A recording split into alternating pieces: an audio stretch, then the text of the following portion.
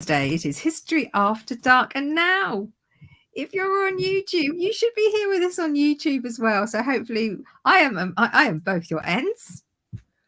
It's early for that. I'm just going to wait for Kat. Kat sent a request to come in, and of course Philippa as well. I'm waiting for her to send a request to come in onto Instagram. You should be able to see all of us over on the YouTube, but lots of people coming in. Imagine says, "Hi, gorgeous, hiya."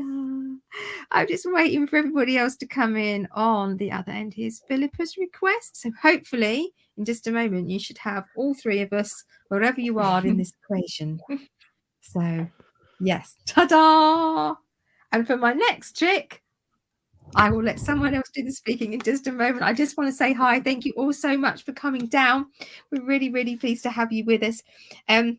Today, we are looking at Deceased Git number 3, who is Oliver Cromwell. But without much further ado, in interests of keeping ourselves young and tight, as we discussed last week, Kat, the disclaimer. It's already begun. So I'm going to just I can't believe you've already thrown cat amongst pigeons. We were talking about keeping things short and concise, like us. Catherine.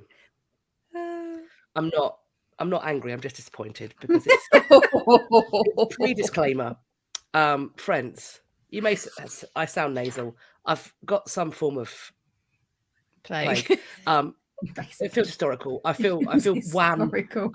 I feel like I need to be on my fainting couch with my smelling salts, but we are here, and it's time for a disclaimer. Welcome, friends, to History After Dark. We called it that because it's 8:15 in the evening here, and it is now dark because it's winter. It's summer. It is not after dark. However, it does get dark.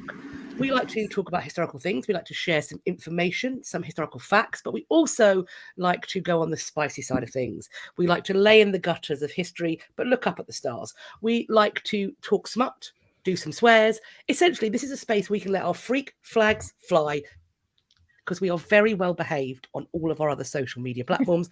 It's like an Enid Blyton book, minus some of the more problematic elements. Here, the problematic stuff may pop out, although not quite Enid Blyton problematic. With that being said, if you are in a car with a small child, we call him Timmy. Timmy's a problem. Timmy looks like a creepy kid in a 17th century portrait. Timmy's eyes bore into your soul, and Timmy is a dobber. Timmy is the kind of kid that would go into school and be like, "Miss, what does name this offensive phrase mean?" If you're in the car with Timmy, if you're in an open plan workplace with a judgmental boss who's just looking for a reason, then put a headphone in. Alternatively, if you've not got a headphone, then I suggest you watch us back on the playback, either here on Instagram or here on YouTube. I'm pointing at the respective screens. If on the very rare, we've done it once, it is always worth being here live, because there have been occasions, one occasion in particular, where we have said something so heinous, so borderline illegal, that we've had to yeet that content into the sun. And I'm not feeling well. So that means my already low inhibitions are lowered further. So buckle up, Buttercup. It could be a wild ride. I'm glad you're here, but hopefully we'll keep it on a leash so that we don't end up having to yeet this one into the sun. That is the disclaimer. We are now allowed to say anything. People who are coming more recently must have been wondering what in God's good name we said that time. Well, you will never know. No, you will never know. No. It's almost because certainly none of legal. us want to go to prison. No. Yeah, or have our families removed. Okay. So this week is our third Deceased Git. So we all hope you have been enjoying the Gits. And we have, in your absence, been discussing new ways to categorize Gits and things like that. There was some good conversation going on about that before I had to go and do Pilates. But we have much Gittishness to look forward to, ladies, do we not? Both immediately and in the not too distant future. Yes, but so much Gits. So there's just not enough time. So many Gits. So many Gits, so little time. If you're looking for us on YouTube, we are at History After Dark. If you search History After Dark on YouTube, you'll find us. Yeah. Make sure you have access to us on both ends. Oh no, Catherine. Right. Catherine. I love it. I don't know what's going on. You deviant. I love it. It's because I've been watching Titus Andronicus, and now my whole That's my core of fault. my That's my being. fault. I The made whole her watch. core of my being is corrupted. I sent Catherine the Anthony Hopkins Titus Andronicus, and she's just been live texting me going, "What is happening?" I'm like, "Nothing good, babe. Nothing good. Nothing good." That's when the cannibalism started. So I just and I went, oh, he's making a pie. yes, Oh ma'am. my God. Spoiler alert. What's happened? No, just that. Oh, The pie. Honestly, I was like, what in the ever-loving fuck am I we've got a watching? question. We've got a question: is what is a git? Is it a person, a place, an aesthetic? It's a way of life. We need to Friend. come. We need to come up with a We are- definition of git. Don't we? We're Actually, working you on were it. talking about that, weren't you, before we started? So We are going to define terms, right. and but also some of ours are git question mark. Yes. How git Yeah. It's a little bit Git are they? subjective. A little bit. as are so many things. Mhm. It's fair. As are fair. so many. Sister Krista, Soylent Green via Shakespeare. I mean, facts and truth. I tell you what, it's all wrong. All I don't wrong. see. Right. Anyway, so We don't yes, see wine glasses because we do this sober. We are Yeah. just like this. Yeah. I'm drinking tea. I never drink alcohol for reasons. I've got water out my Jubilee glass. Clara says we should put the I've got definition of a Diet git on a mug. Pepsi. We should absolutely put the That's a good definition of plan. git on a mug. Merch. Eleanor, right. cannibalism. Do please I'll write it clarify. down. That's part of Titus Andronicus. Yeah, not git. not No, I us. suppose not The us. Hopkins one is available on YouTube for free, so you can check it out. The quote, "That's where the cannibalism started," I believe, is from Jeffrey Dahmer's interviews. So there's that as well. Right. Yeah. So there Shall we go. Shall we hop in? Yes. Yeah, so let's get on. This Who's- week's git number 3 is C. Everybody. He is a Hopefully C. my comments will He is a C. He's a massive C. You're right. Hopefully my comments will work this week, so I can keep an eye on your questions on the Instagram a little bit better, because last week they weren't working. So yes, now we were saying this now, git question mark. This is Oliver Cromwell. I'm not sure how much question mark we're going to be needing here, ladies. Oliver Cromwell is the original Deceased Git, if you have been with us for many months now.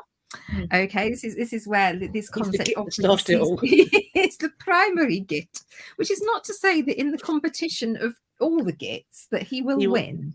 He's just patient zero. He may not be top git. He will. So if you've been with us for the other 2 weeks worth of gits, you'll know what we've done is we've kind of divided it into 3 sections. So the preamble of here's the git, here's a bit about the git, then the main section of potential gittishness, like the hub of the activity. And then, of course, they sort of mump it and you talk about what happens afterwards. So this week's order of service is I'm doing the preamble. I'm not. That feels like we're going to get struck down by lightning saying about making this a religious service. We are going to. That is, Christ is able to come down. Really not think that we're all going that way anyway. I mean, True. I don't want to go yet. Fun. I don't want to be struck down yet. I'm going to hell for the company, but I don't want to be struck down yet. I've got a kid to raise, and he keeps asking for knives. Maybe we'll go in there. That's a you problem. Right. Who's doing the birthday? So I'm doing the starting bit. Kat's doing the interregnum, and then which is the best mate. Well, I'm classing that as the period of hypocrisy, and then Philippa is taking on reflection. I'm taking him to the grave. I'm taking him to the grave twice. Yes. Which is not just once. You're like the wrestling Undertaker. You're taking him to the grave and back again.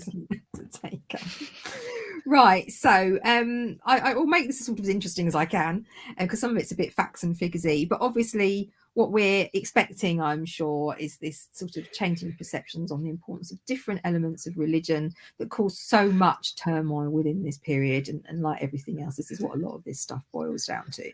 Because the delight that Oliver Cromwell was a Puritan, which is about as much fun as it sounds, which is no fun. So anyway, the aforementioned was born on the April the 25th, 1599 in Huntingdon in East England. And we'll get to that bit in a bit, but he died on September the 3rd, 1658 at the Palace of Whitehall. Now, his father, he was married. They only had one son. He was the only son. They did have a number of daughters, though, as well. And his father's name was Robert Cromwell. So you recognise the name Cromwell. Was the great nephew of Oliver Cromwell, or of Thomas Cromwell. Thomas. I think From Wolf Hall fame. So there is Who is- actually that line through there as well. So if you're recognizing, I recognize that name, that's because you do recognize that name. That's where he's come from. The Cromwell who introduced us to the beaver. Yes, Cromwell of beaver fame. That sounds even more right, And other things. And Not just other beaver things. fame. Just beaver But fame. for us, he is our beaver. He our is our beaver in beaver. chief. He's our beaver daddy. Is that you, Anyway, Philippa? carry on. Say that? know, right? Did you say I know. he is our beaver daddy? Philippa. I love it. Thank you. I I just want to cheer you. You're dragging you came out every with day worse. further down to our level. No, I'm trying to cheer Kat up because she's not feeling well. You're all over it. Okay. It's working. It's working. I'm full of vim and vigor.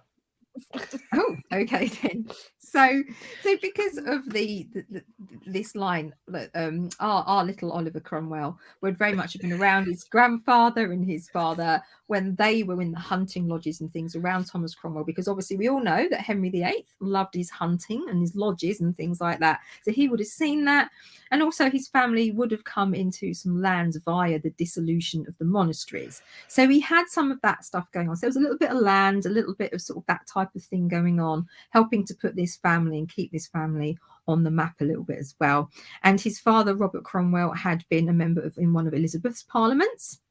And he was also a local justice of the peace as well. So he was quite heavily involved in more local politics. And so justice of the peace is like a local magistrate who administers criminal civil law, and normally in fairly mild cases, but they sometimes might also oversee wedding ceremonies and things like that as well. And stuff like that. So his father, Oliver Cromwell's father, Robert Cromwell, died when he was only 18, but his mother, she was 89, which is pretty good going. So but that's a long time to be widowed, obviously. And some of this did fall to him. So initially he went to a local grammar school to start his education there. Did very well, and from there went to and did a year at Sydney Sussex College, Cambridge, but only a year because his father dying like that and him having no other brothers meant it fell to him to leave his education. I'm a bit like father time. I'm a bit scared if I move it, it'll fall over.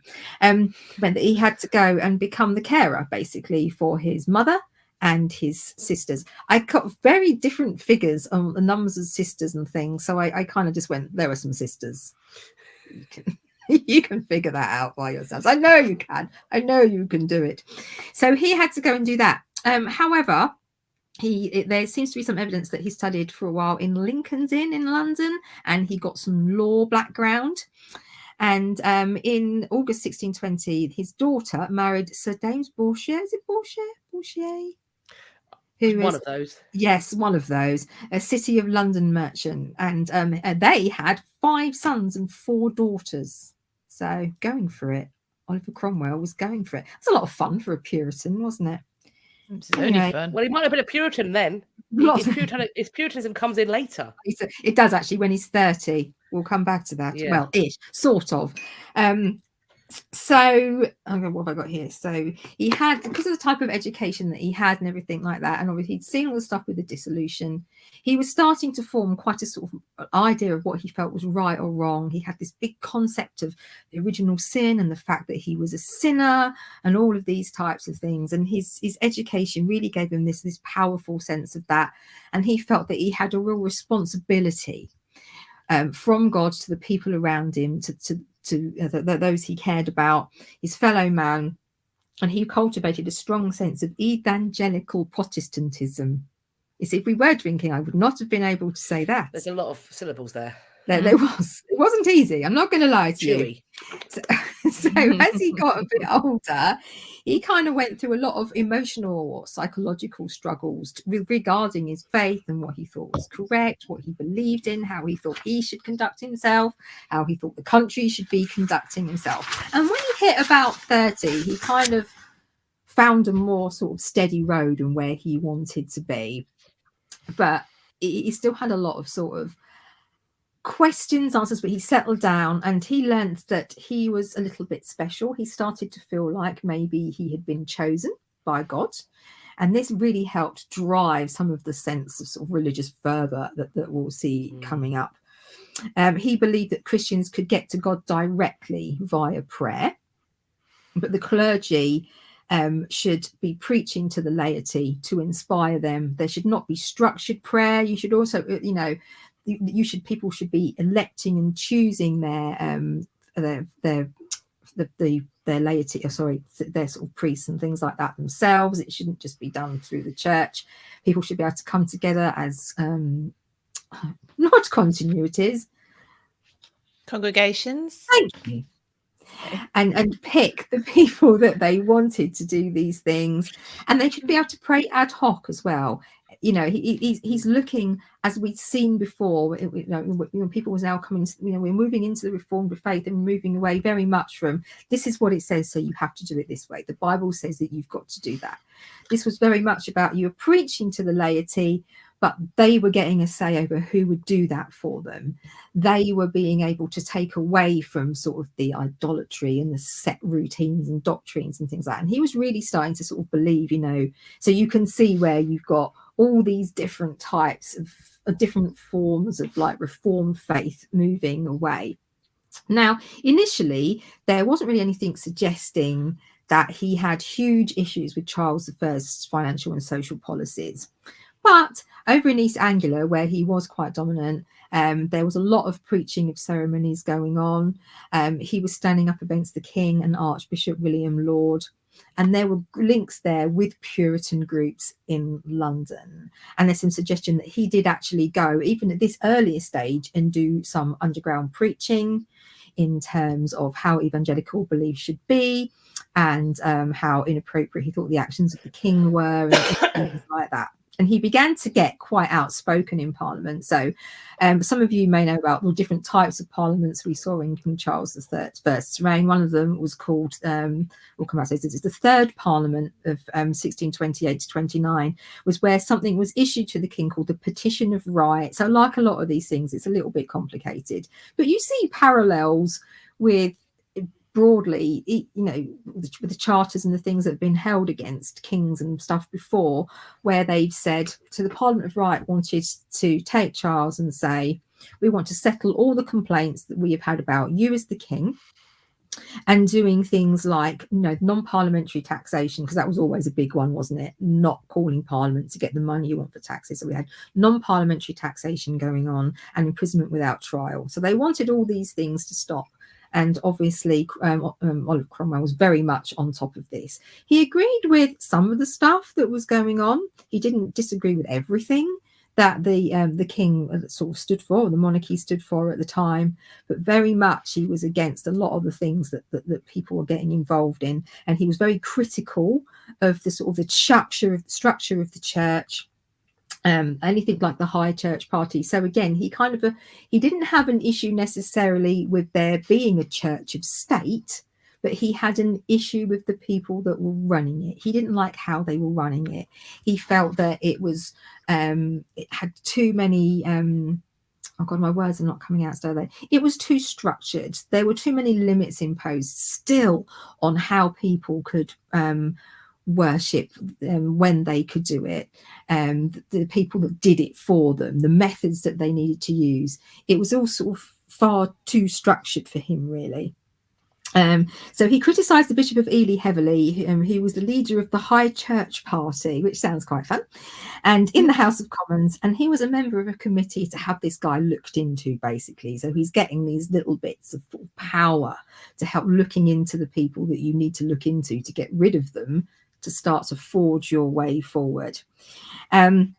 He wanted to abolish the institution of the episcopate, also not easy to say, and banning all the rituals from the books of the Common Prayer. Now, you may have heard these two. In 1640, he was elected to the Long and Short Parliaments. This is all really interesting. It might not sound it, but it really is quite interesting. So Charles basically wanted to avoid calling parliaments because they made him do things he needed to do, and he didn't want to do those things. He just wanted to say, open parliament, give me the money, close parliament. Anyway, it didn't go well, as you can probably imagine. But he was elected into these parliaments in 1640, probably due to his Puritan link. So he's getting more and more radical, more and more spoken about what he wants to do. And he's getting quite the reputation. Now, religion was brought to the forefront of the group of people who were opposing the king. And here's a guy you may have heard of. In November 1641, you have a guy called John Pym, who presents the king with the Grand Remonstrance, which is over 200 clauses, including censoring the bishops and the corrupt part of the clergy who cherish formality and superstition in support of their own ecclesiastical tyranny and superstition. Okay, so Cromwell was all over getting rid of this. He was all over it. And the king was like, not so much.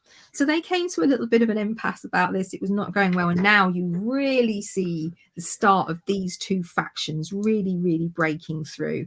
And Oliver Cromwell's ability to push this forward, be very forceful with it, stand up and speak when other people were not prepared to do that, was a really large part of the two factions being, the royalists and the thing is, oh God, the crown and the parliamentarians, the royalists and parliamentarians, it's not coming out, is it, at all? So he's got a good name now. People are starting to look to him in order to help create this split. And we see Charles come in and he makes a disastrous attempt to arrest 5 people he's accusing of treason. In 1642, he actually goes into Parliament and tries to arrest them. They've legged it. Massive faux pas. All right, so Charles, he leaves to raise an army. And Cromwell is, with the group of people he has round him, gets permission from the Commons to go to his constituency and also to get his men to take up arms and raise the army. So when the war begins, we see the first of the English civil wars. Charles is there, he's in armour, he rides in with his cavalry into Huntingdon and makes his first appearance there as captain. And the trip of the final stages of the Battle of Edge Hill, October the 23rd, 1642. Now, Kat, I don't know how much you're going to talk about this, but the reason it's worth mentioning this message now, if you had been to the Stuart Summit with me and Philippa earlier in the year, you'd have heard me and Julian talk about the Battle of Edge Hill and how very important it was. So if you're thinking, oh no, I didn't get to see that, don't get FOMO, buy tickets for the Georgians instead. Okay, and you can add on the Stuart one then as well.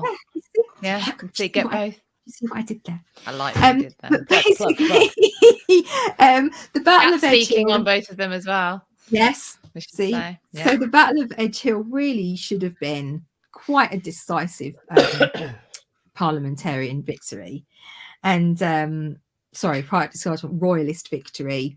And the fact that it wasn't really came as a bit of a shock. So it was expected to kind of be the royalist victory. That's it. It goes away. But instead, we have this indecisive outcome of this battle, and the English Civil War really does spiral from there. So it's honestly really interesting. Yeah, I know I'm freezing bits just, of it. It's complex. But it is very, very complicated. So I was trying to make it as simple as I could, but it's really complex. And what makes it even more complex is the fact that Cromwell becomes such a big deal, but at the very start, like, he's one of the people, and his military experience is that he's led militias in the past. And actually, sorry, Catherine, are you done? Am I doing my bit? No, go for it. Sorry. Oh, are you done? Yeah, I think so, because that kind of like you've gone into Edge Hill. That's my horse again. Yeah. So obviously, you started now to enter into the interregnum, aren't you? The end game is approaching. Yes. I'm interested by people's motivations, and at this far remove, we can suppose potentially more than we can know, but part of the fun is asking the question, I think. So as I said, Cromwell's experience when the Civil War starts is leading militias. This is not the same thing, but he does take to military command well, and seemingly like he takes to quite a lot of things, whether that's studying the law or being in Parliament. Like he takes to it well, and he is somebody who is cognizant of the needs and the necessities. And it soon becomes clear to Cromwell and those around him that something isn't working. as it should with the parliamentarian forces. There have been some dispiriting moments. The parliamentarians, though, which had a cavalry troop that was being led by Cromwell, met the royalists at Marston Moor, and they bested them. And in many ways, this kind of seems to give Cromwell even more authority than he's got. Despite this victory, there are people on Parliament's side who've seen how closely run things have been, and they are saying there needs to be changes. Essentially, there's a problem with the way they are recruiting people to the parliamentarian force, because it's pretty much coming out of that militia model. So you go to local counties, you gather together men, and they want to stay and defend their local area. And that's how wars were fought. That's the point. But it suddenly gets hit upon that what we need is a full-time professional fighting force. These are going to be paid, trained soldiers who are going to go where they're told. And what is created here is what becomes known as the most famous New Model Army. Now, this army was disbanded at the Restoration, but I would say that I think as we know today, it starts something. Even though it's disbanded, the idea of there being a permanent professional military force is something that obviously still endures to this day, and it's something that many nations are incredibly proud of. Prior to these kinds of battles, it was militia fighting. Even kings didn't have standing armies. It was thought weird when, for example, Richard II started getting troops around him with the White Stag, because it's not the done thing. Part of the way that monarchy functions is you call upon your barons and nobles to bring you their men. This is how it becomes a sort of symbiotic arrangement. This is something different. This is professional fighting men. Unlike the rest of his colleagues in Parliament, Cromwell is permitted to split his attention and his duties between the House, so Parliament, and the army. With the creation of the New Model Army, you're supposed to pick a side and stick to it. Most of his colleagues end up going, well, I'll go Parliament. Cromwell straddles the two, principally because I think they need someone who can bridge that gap. My question is, at this point, what does Cromwell see as the end game? Is he already gunning for the death of the king? Or does he just want him away from power in the country? Does Cromwell hate the notion of monarchy? Or is it the papistry that he feels might have infected the institution of monarchy? And it's not just Cromwell, because Parliament, to me, certainly seems to be unsure. They're wondering, do we make a deal? Do we allow the king to remain on the throne in a manner similar to what's happening with the Presbyterian mode in Scotland? This is being discussed while Cromwell's ill. And when he comes back, he is like, absolutely not. The other question is, do we force his abdication in favour of one of his younger sons? They don't want Charles II. He's been raised up in, for their minds, corrupt ways too much. Are they going to force him into exile? A big thing in this, though, the massive factor that I think potentially nobody in Parliament or the New Model Army had conceived of, is that King Charles I is going to need to agree. He's going to need to agree. If you aren't going to kill him, he's going to need to agree to go quietly into exile or to sit on the top of a presbytery or whatever it is. And as we very quickly find out, King Charles I is unwilling to compromise or even give a fraction, a participle of an inch. Parliament is dragging its feet, is unsure of where to go next. And then December 1648, we have Pride's Purge. The Long Parliament is cleared. Anybody who's going to stand against what is seen as being the decisive action, they are out. And it's the Rump Parliament. And almost at once, the decision is made to try the king for treason. Now, even at this point, I'm not sure who out of the people involved actually thought that this was all going to end in the scaffold. I'm not sure if the Rump, I'm not sure if I certainly don't think the king thought it was going to end on the scaffold. In my interpretation of what's going on, and I'm very happy to have this debate and discussed, I see it almost like King Charles I and his accusers are basically locked in a deadly game of chicken. And ultimately, no one blinks. And so the end game plays out and his head is cut off at the banqueting house. Not long after, there is, and this is where, I mean, civil war is always a problem. Famously, it said that it turned father against son, brother against brother. It was obviously a devastating thing to happen to England. But of course, it didn't just stop in England, did it? It couldn't. And after the king's execution, a group of royalists gather in Ireland. And this, to me, gives Cromwell the reason. Cromwell already hates the Irish.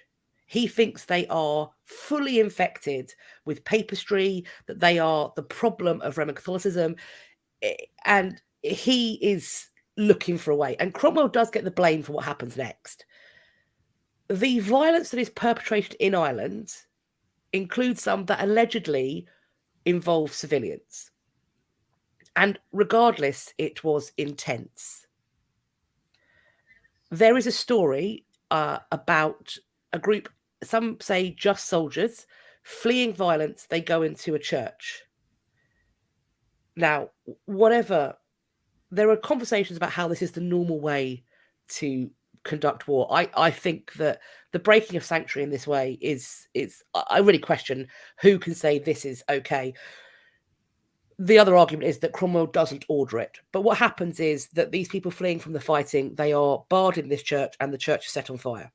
And it's said that Cromwell, upon seeing this church burn with these human beings inside, is supposed to have said, quote, "I am persuaded that this is a righteous judgment of God upon these barbarous wretches." Irish lands were then seized and distributed amongst those who had supported the parliamentarian forces. So it's a genocidal land grab. In 1957, Winston Churchill writes about Oliver Cromwell's impact on Anglo-Irish relations, and I'm going to quote directly. I've got it noted here. Upon all of these, Cromwell's record was a lasting bane. By an uncompleted process of terror, by an iniquitous land settlement, by the virtual proscription of the Catholic religion, by the bloody deeds already described, he cut new gulfs between the nations and the creeds. Hell or Connaught were the terms he thrust upon the native inhabitants, and they, for their part, across 300 years, have used as their keenest expression of hatred the curse of Cromwell on you. Upon us all, there still lies the curse of Cromwell. So that's Winston Churchill speaking in 1957. And as I'm sure everybody listening, but certainly anybody who grew up on these islands, the legacy of the repeated incursions into Ireland and the violence that sparked, and the tentative peace that now exists in the Good Friday Agreement is so very recent. And Cromwell's not the first, and he's certainly not the last. He next seeks to subjugate Scotland. Charles had been proclaimed king there. As far as Cromwell is concerned, there is going to be no corner of these islands that Charles or his supporters are going to be allowed to gain any toehold. And that's if Oliver Cromwell has his way. In terms of being made protector, it doesn't happen at once. Eventually it happens. And Cromwell publicly refuses a crown. But he doesn't refuse the ceremony. He doesn't refuse the authority or the pomp that was recognizably kingly to me. For example, he likes Hampton Court Palace so much that he liked to spend his weekends relaxing there. He took over the Queen's rooms as his own. And in fact, one of his daughters, Mary, she got married in the chapel at Hampton Court Palace.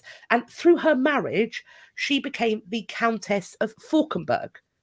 So this is not the formation of a republic in the way that the French Revolution was. This is still very much a titled elite social structure with a king, to my mind, in all but name.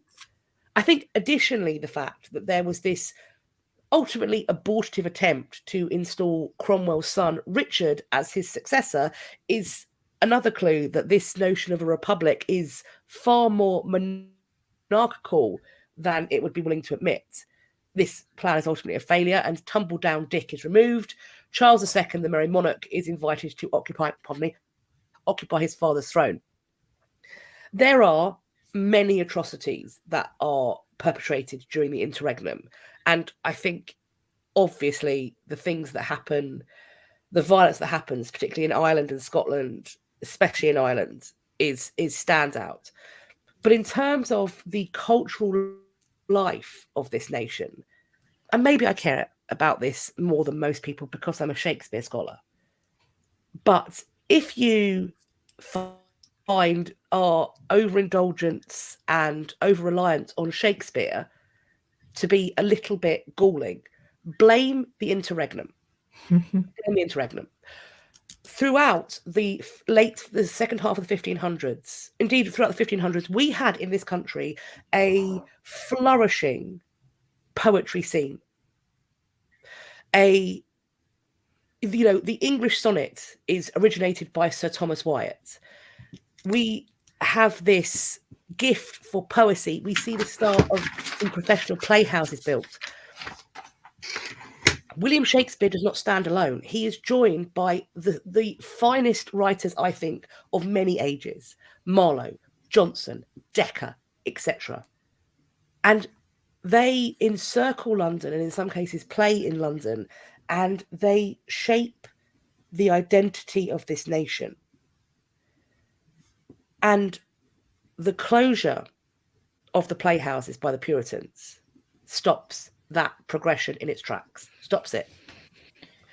The open-air playhouses never return. And when the playhouses reopen in the time of the Merry Monarch, there are no playwrights who've still been working.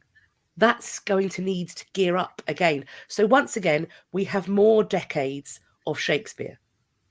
Shakespeare once again becomes the soul of the age. And this time it gets very exciting because we're having ladies on stage to play the breeches parts.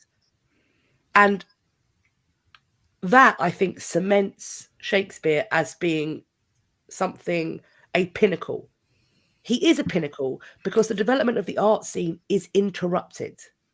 It's interrupted by religious zealots who wish to indoctrinate a nation in a way that they feel should be the only thing. They want to police thought and behavior. They want to stop people celebrating Christmas with a feast. It's a joyless time. If there is one sliver of silver at this cloud, one sliver of a silver lining, the one thing that I think is good about Puritan England is that women get access to education in a way that is stripped pretty much when the Stuarts come back to the throne. It's famously said that the Stuarts' great crime is they failed to educate their daughters as well as the Tudors did. The Puritans are very keen on female education. So if we had continued in a Puritan regime, who knows if we ever would have got theatre back, but we may have seen an equalising of women. Potentially they would have been at university sooner. Who knows? It's at this point we start getting into what iftery. And I think that's probably me in terms of my problems with Cromwell. I think I've covered what I want to. So I'm going to hand over to the lovely Philippa. So can I just read this comment? It's great. It's me though. Yeah, Puritans had a really good time destroying the ability to have a really good time. Yeah, they did. They enjoyed themselves. Correct.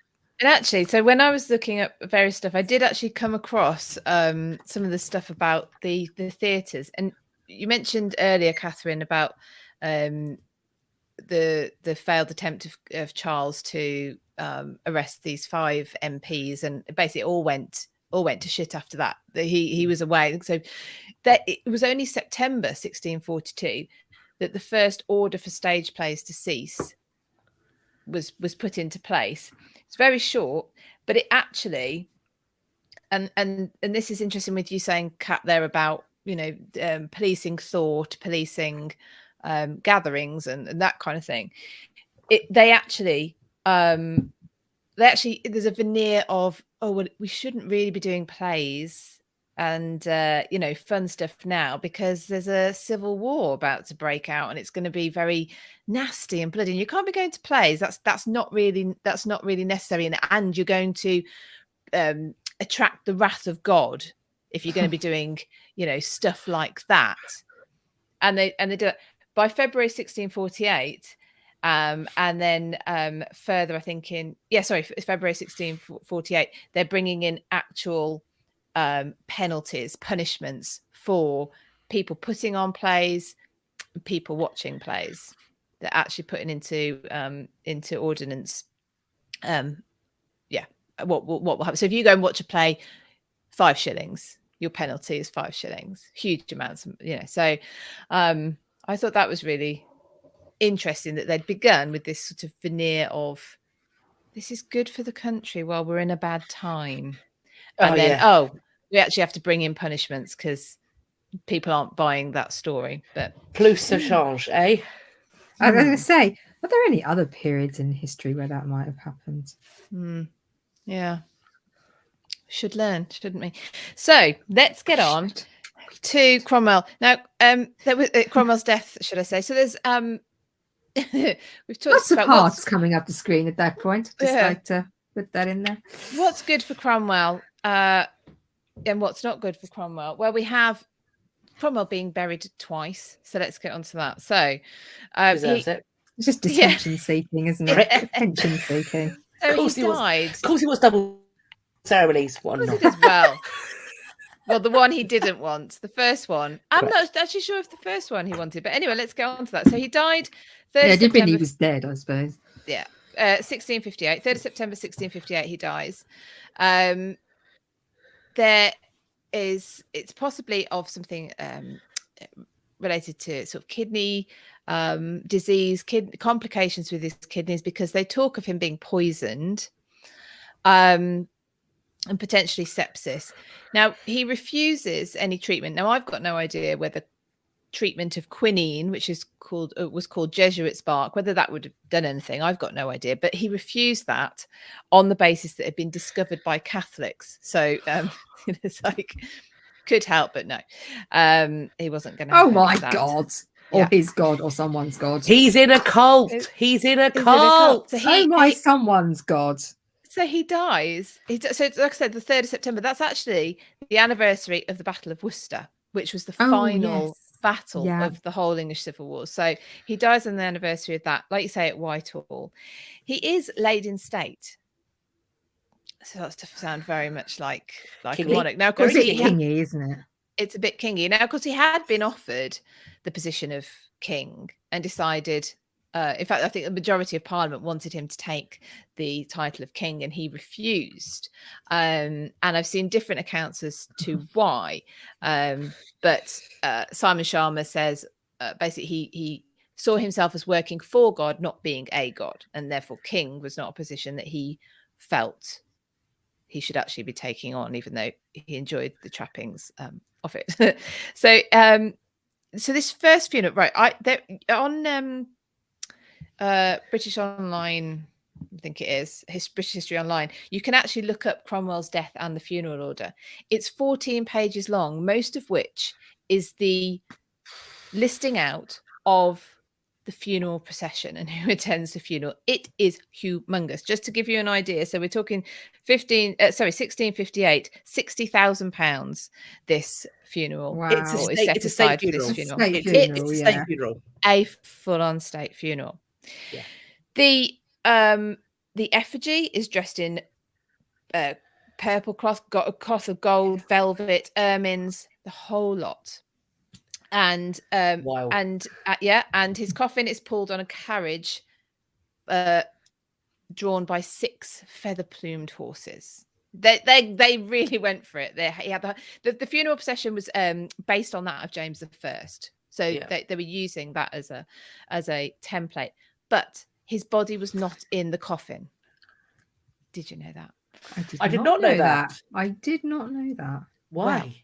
Well, that just makes it even more frivolous. He wasn't even bloody there. He wasn't there by Couldn't that even be point. asked to show up. Because despite being washed, embalmed, the whole shebang, as usually as bodies would have been, despite all that, he began to smell, he began to decay, he bloated, he burst. So they decided to bury him super quick. And actually he was buried on I think it was the 26th of September in the Henry VII Chapel of Westminster Abbey, in the wall. No. Don't like that. So his funeral's 2 weeks later, this massive state funeral, which he isn't actually at. But anyway, he's already been. This just gets more. He's already been grandiose by the moment. So there's that. Now, he's got. So he's wrapped in lead. There's actually a copper gilt coffin plate with sort of an inscription on. That eventually gets sold at auction, just as an aside, for nearly £75,000. Wow. When? Actually, I don't know that. Sorry, that's in the 18th century, I think. Yeah, it's no. That might be that might be later on. I haven't got when. But also, can we stop? I mean, even though he's a dick, let's not rob graves. Let's stop that. Stop auctioning off grave goods. Let's get the move. So, So that's not the worst of the grave content that gets sold around. So, so as we know, when Charles II comes back to the throne, he has Parliament have set out what they now expect from the king if he's going to come back. Sorry about the gourmet belt. I should probably add a disclaimer that there's might be a no eating. We should have said that. Some of them will be no eating episodes. A bit late. All episodes. Yes, do that. So under Charles II, under Charles I's son, when he comes back, he has his own sort of demands. Although I think Parliament basically have a quite a strong set under George Monk of, you're coming back, but this is the way it's going to work. But Charles II wants to go after all of those who signed his father's death warrant. And the ones that were alive, well, that makes sort of sense. Even if you don't agree with it, they get arrested, hung, drawn and quartered. Oliver Cromwell's already dead by this point, but that didn't stop them. Yeah. So Oliver Cromwell, when you're determined to do something, he is exhumed from his wall in the middle aisle of Henry VII's chapel at Westminster Abbey. He is taken overnight to the Red Lion at Holborn. Don't know if that still exists, but there you go. And he is taken to Tyburn. This is the 30th of January, 1661, 12th year anniversary of the execution of Charles I. He's taken to Tyburn alongside another 2 regicides who'd already died, John Bradshaw and Henry Ireton. One of them. And they're all hung from the gallows at Tyburn. So they're all already dead. But anyway, that's by the by, it turns out. And also, they're hung there. They're unrecognisable as well, like completely unrecognisable by that point. It's been 12 years. It's been 12 years. I have respect for that level of pettiness. That could be anybody. That could literally be anybody's body could be there. It could be, but they've all still got their heads. I don't know, 12 years. I don't know. But at sunset, they're hung, and at sunset that evening, which isn't that late on the 30th of January, so let's say 4:00. Yeah, 4:00. 3. They're beheaded as well. Wow. Yeah. I mean, just making double sure. Triple sure they're dead. Is he definitely dead? It takes. Well, he's already exploded as well. So he's already exploded. I can't imagine that this is a good look for him. But anyway, that's a good look. I wouldn't want to watch. No, well, you wouldn't watch this bit either. It took 8 blows to sever Oliver Cromwell's head from his dead body. So you can imagine the rubbery, how sinewy fucking blunt was the 8? I was going to say, what on earth were they using? Or how pissed were together with a they? wish and a prayer. Was he blind? Was this person blind? I can't quite understand why it took that many goes. Were they using a file? Like, what are they fucking doing? I think they were making they were making an event out of it. They were like, they didn't want it to be over too fast. I don't know, but then pinking shears. Sam says rubber mallets. Oh yeah, a bread like knife. Something off of Wile E. Coyote or something. Yeah, Acme. It says the Red Lion is still there and has a function room called the Cromwell Room. Maybe that's where he was put the night before. Oh babe, we should go. We should. That would be quite funny. So then the heads are put on pikes above Westminster Hall, and they are left there. No plans to take them down. A storm eventually brings down Oliver Cromwell's head, and it goes missing. Dun, dun, dun, dun. Supposedly taken up by a guard and hidden up his chimney, but we're talking I can't remember what year it blows down. He hid it up his chimney. But not likely, because people needed chimneys. They needed fire. They needed the heat. Mad journalist has just made me laugh. Sorry, I'm not going to lie. As an Arab woman, I thought I was next level petty, but this dude has fucking got me. And every other person beat hands down. Yeah. Oh, he was. I was loving his work at that point. Now, I don't think this actually ends up doing Charles II a huge amount of favour. Because it is seen as petty at the time. It is seen as overdoing it. I think it is seen as a personal issue, and really, you can't get over it. Pepys talks about the heads. Pepys talks about the heads being there, and they're just a tourist attraction. Really, when he's talking about them. But yeah, but there were a few other things that I picked up about. One thing I forgot to say about the day that he died. The day that he died, there was a tempest across the country, dragging him to hell. Old wives said was the devil coming for his soul. Fair. Possibly. Fair. Yeah. But yeah. So, but there was another thing that I found when I was sort of looking at, well, what's his legacy? Now, Cromwell, which was a surprise to me, it's at the point of Cromwell that Jewish people are allowed back to England, and they are allowed to openly worship as they wish, and live as they wish. Because there was a pragmatism to him as well, and he recognised that the Jewish population had trade links, basically, to the Dutch and to Dutch and Spanish trade links, and that this would be good for the country, and also they could tell him what was sort of cracking off in on the continent as well.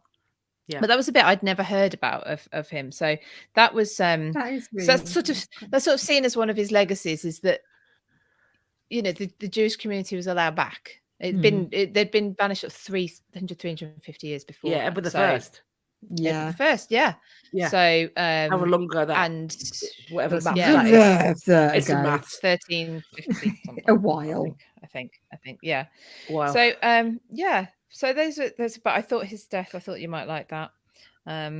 So he gets buried twice. Now his head, I can't remember where I've written this, so this is from my memory now, but his head, like I say, it went missing. Apparently he's shoved up a chimney. I don't know, but anyway, it goes missing, and then I really want to tell you this whole story, but I don't know if I can find it. It then turns up and gets sold, and basically gets sold and resold on to people who, God knows why would you want it? I don't know. But they pass it around and at parties and etc. etc. And then it goes back to the I think it's Oxford College. I think he went to, and his head is reinterred there in a secret location. Secret location. Secret location. And we would tell you, but we can't because it's a secret. We can't. Yeah, well, unless I can find my notes. We also don't know. I've got No, we don't know. asks why were the Jews banned and why for that long? That's a very long conversation. But briefly, yeah, we can. They had been moneylenders to the crown and to the nobility, and a combination of not wanting to pay back debt, plus the rise of anti-Semitic blood libels and other narratives meant that it was easy to victimize them in England and to force them out, and thus you haven't got to pay your debts back, and you find a convenient scapegoat, and you also win the pleasure of like the Pope and stuff. And you find a lot of support for that. Yeah. So I found my notes on that, and then Tara asked, was his head ever returned to his body? No, I think his body was put into a grave pit somewhere. I don't think his body got any particular good treatment. So it was 1960, that he was reburied at the Sydney Sussex College, Cambridge, not Oxford, sorry. So Sydney Sussex College, Cambridge. So that's where he went, wasn't it, for a year after he finished grammar school, where he'd been a student. And the location is kept secret. And his tomb in Westminster Abbey was reused for some of the illegitimate descendants of Charles II. Probably quite full then. Yes. I would imagine so. Lots of children. None like his wife. Nose to tail. Yeah. Don't know how many of them are in there, but so there you go. So yes. So I think on balance, more bad than good. I was literally just about to say on a scale of 1 to git, that's quite gittish. He's got to be. I mean, we're going to do the rankings, but he's got to be. He's got to be a firm contender, hasn't he? Yeah.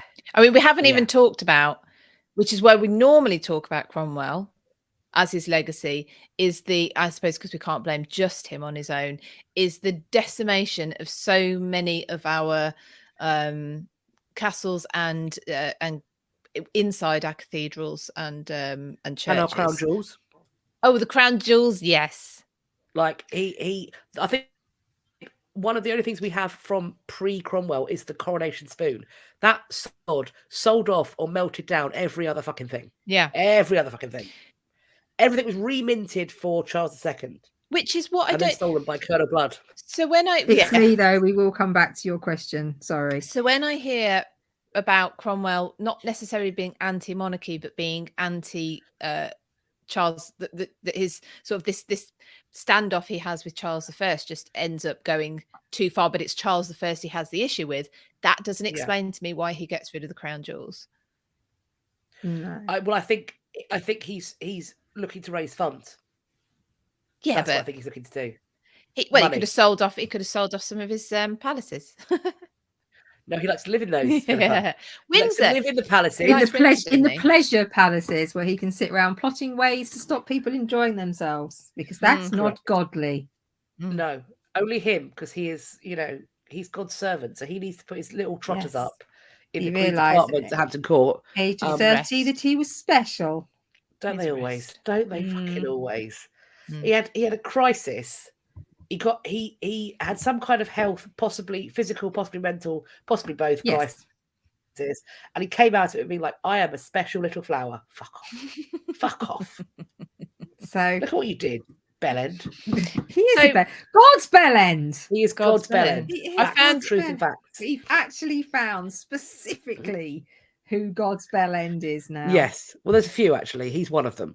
It's a side note to Git. We haven't for the question of what is a Git, we haven't define it next week. We'll sort it out. We will have our definition.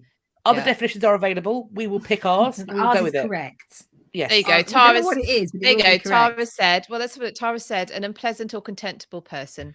Google said so. There you go. Yes. So yes, it's not. It's not positive. It's just fluid. No, it's not positive. Would you like to know, though? I found just a little summary of how Cromwell was considered through the different centuries, because I found this quite interesting. Oh, yeah. as well. Yeah. So in the late 17th century, he's a brave bad man, but generally made his country better. Wild. 18th century, they're calling him out as a nauseating hypocrite. Fair. I like that. Fair, yeah. That works. By the 19th century, they're a little more, they've mellowed a little, and they're talking about him being just a constitutional reformer. And actually, one of the other points of his legacy, but one of the other points of his legacy is that is the same. The way he was set up is the same as a constitutional monarchy. You know, so he's effectively the governor. He chooses his government. The government are kept supposedly in line by a frequently elected Houses of Parliament. That's what we have now in the Prime Minister, the government, and the Houses of the House of Parliament with our representative. That came about in the interregnum. So that's working out one so of his well legacies. for us. Yeah, we might need to Thanks, Ollie. Love you long time. You did a bang up job. Yeah. The Stunning. people that we have in charge are stellar at their work. Stellar. All of them. Everybody in the house is definitely not on the take. They understand all our problems, and they live it. They live our truth. Yeah. They're so sympathetic to our. Can't even say the words. And we had a question: how accurate is the 1960s Cromwell movie? Haven't seen it. Don't know. Couldn't tell you. Sorry. Same. Don't know it. Haven't seen it. Couldn't tell you. Sorry. no idea. No. You're all so youthful. To be fair, we are. Like, that is before our time. So We have watched stuff that's old though. But I have to say, I We would have like watched to older watch stuff. that now you've mentioned it. I think. I didn't know it existed. Yeah, exactly. I So didn't know it thank you for existed. drawing that to our attention, because I would like to see that. You're If better anybody at watching has seen historical it, dramas. please then let us know. Tara says we know what to do. Create a happy magical round table of unicorn land. I mean, if we were in charge, it would be king depraved, but quite good fun. Now, last time we went down the route of us redefining the monarchy, I got gaffer taped to the underside of a horse. And why not? You loved it. You loved it. Yeah, Apparently, it's on Amazon Prime in the US. So I'm not in any way saying use a VPN if you're not in the US. Don't do that. That's illegal. Don't use a VPN if you can't get it in the UK or wherever you are. Don't do that. Obviously, allegedly. None of us would do that. No, I don't have a VPN. Who VPN? Who? What? Just to be fair, I don't know what you're talking about. Don't you? Good. I found Cromwell on Disney Plus. Oh, good times. Excellent. Disney Princess Tits will be down there later. Yeah. Fabulous. Tara, I'd vote you all in. So I mean, God bless you. That'd be a terrible mistake. We Terrible wouldn't, fucking but mistake. Thanks for the vote of confidence. Thank you. Oh, Catherine, it Shall was we? justified though. It was that time you said you don't drink tea. yeah, Same. totally Yeah. justified. I took her out for lunch yesterday, and I ordered. I know was it, and I was like, I'll have a tea, and I had to get her a cup of tea because she's a kid, and yeah, they came over, and for some reason I felt compelled to tell the waiter that she didn't drink tea. No, Because that he was was- not for her. As he delivered my tea, I was like, yeah, because she doesn't drink tea. And he's about 17, this sort of boy. looked He's at like, me. He's like, oh, yeah. are you bringing her in because you feel sorry for her? It's like, oh, We bring her out and go, look, come see the non-tea drinker. Welcome to it's the like a freak freak show. show. Join Yeah. in. We have here a non-tea drinker. Gather round, children. Wonder, if you will, at the terrifying sight. Terrifying sight. The other thing as well being is that additionally, I'm not obsessed with fucking cheese. Like most of you people seem to be. Tara says she found someone she knows that works for Disney. Tara, you need to PM me and tell me about that. Get you So you in. don't like cheese, tea, or coffee? Like, No, right. I will drink coffee, and I She has don't chocolate for mind. breakfast, though. I don't mind cheese. Right? chocolate, well, like a croissant. Chocolate croissant for breakfast. No, she has chocolate for chocolate. breakfast. She just has chocolate for breakfast. I don't see what's wrong with that. Are you 5 at She's making bad five. choices? Are you 5? I wish I was. I mean, I don't have chocolate for breakfast every day, but Oh, that's okay, sometimes I do. Because there has to be some benefits to adulting. And the fact that I can earn my own money and purchase my chocolate and choose what to have for breakfast. I mean, I don't have many vices in life. I don't go wild and drink tea and eat cheese all the bastard time. So I might as well have chocolate for breakfast. Just mainlining fucking Cadbury's at 9 a.m. Real ticket. How can you not be a tea drinker? I know. Surprisingly easily. It just happens all by itself. I'm taking your passport when I see you. I'm claiming your citizenship. You can, because it's out of date. So knock yourself out, love. No, fine. Hang on, I need to get the details. I need to do with the creative animation side of things. Oh, wow. Sorry, me and Tara are having a separate conversation now. Yes. About Disney. Although Mickey Mouse, obviously, mice, cheese. We're there. But mice don't actually eat cheese, do they? I don't know. I've not. They don't. Mice, keeper of mice. Mice don't eat cheese. Mice don't like cheese. Chinchillas don't eat cheese. Chinchillas will die if they do anything except sit very still. It's literally, if anyone ever tells you that a chinchilla is an easy pet or a pet for a child, they are a lying bastard from the pits of hell.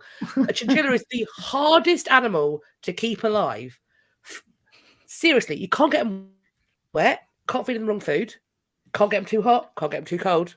If they fall over, their teeth try and kill them just for funsies. just fucking shits and giggles. Their teeth just randomly start growing into their fucking eye sockets. Can't even stop it unless you get an X-ray. They can't fart, apparently. So if they get gas, they die. They die of gas. They die of gas. They die of gas. They die of gas. What the fuck? So chinchillas are, in fact, cute, but ridiculous. Ice Stokes says, I love his piece of Wensleydale. Yeah, now Wensleydale with cranberries is nice. That's quite nice.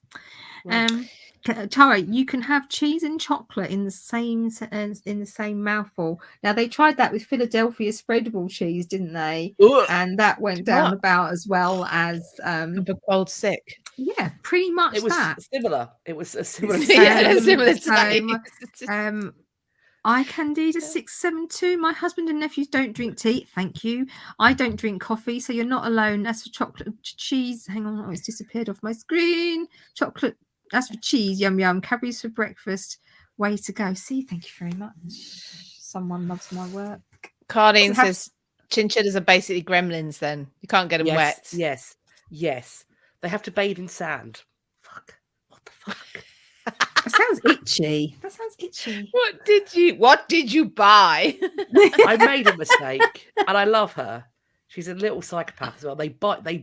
They will get to the fucking bone. They are vicious, and they jump. You're not jump 6 foot in the air. They can jump 6 foot in the air. They will 6 foot. 6 foot in the what? In the our one's so stupid that she only goes to wherever the top of her enclosure is. So we let her come out and play, and she'll only jump as high as the gate. So if we make it 6 foot high, she'll jump 6 foot. If it's 4 foot, she'll jump 4 foot. She's, God bless her, she's not bright. She's not bright. God. Thank God. We should if have she had plans, chinchilla. we'd be bucket if she had plans. Yeah. Right. Shall we? Yeah, wrap. I've got a snotty nose, and I'm not have it. Okay, so Philippa, what's happening next week? Next week, we are moving on to our next Deceased Git. And Kat, I think, is going to enjoy this one. It's Charles Dickens next week. That's who we're going to be talking about. So same time next week. He gives me the rage. Going to be building up to it now. I'm already stewing already. Philippa, please tell us all the things that are in our link tree, like our Substack and so forth. Yes, if you go to our profile on Instagram, or we've got it also on YouTube, you get through to our, if you click on our link tree, you can get through there to subscribe to our Substack, which we'll be building on soon. So that's basically where we're going to send. That's going to be our little hub of things that we've been doing, things that we've been up to. Possibly just our brain ramblings that are going to go on there at some point. You can get to the History After Dark YouTube if you're watching on Instagram. If you're on YouTube, you've already found us. That's fine. You can find our podcast. Not that I've updated it for a while. And you can buy us a coffee stroke chocolate stroke Winnebago through there as well. No. And it says Full of cheese and tea. we're gonna get it and buy History After Dark merch, but we also have to update that as well. But It's coming. It's all but gonna thank you ever happen. so much for we have a person we need to give a shout out to, don't we? Oh yes, Margie has become a close friend of ours on, so you can do that with Buy Me a Coffee. It Thank means you. you get our Thank close you. friends story on Instagram with all our suspect things that we don't share anywhere else. so like random shit we've got Basically random shit. We're like, what? It makes us giggle, that makes us laugh, and you can join in with the giggles if you want to. Shits and giggles. Shits So you and can gigs. find Shits and gigs. yeah, so you Shits can and find gigs. that on our Buy Me a Coffee, buymeacoffee.com/had podcast. Yeets. There you go. Yes. Shall I count us out? Okay, Yeah. first of all, just quickly, where can you find us all? Oh, Okay, so we can yes. find Sorry. Kat on YouTube. It's Reading the Past. You can also find her here on Twitter. What are you on Twitter? You could tweet Instagram, Twitter, TikTok. Katrina Marchant. Marchant. Search it. Yeah. Okay. Philippa is British History Tours on TikTok, Facebook.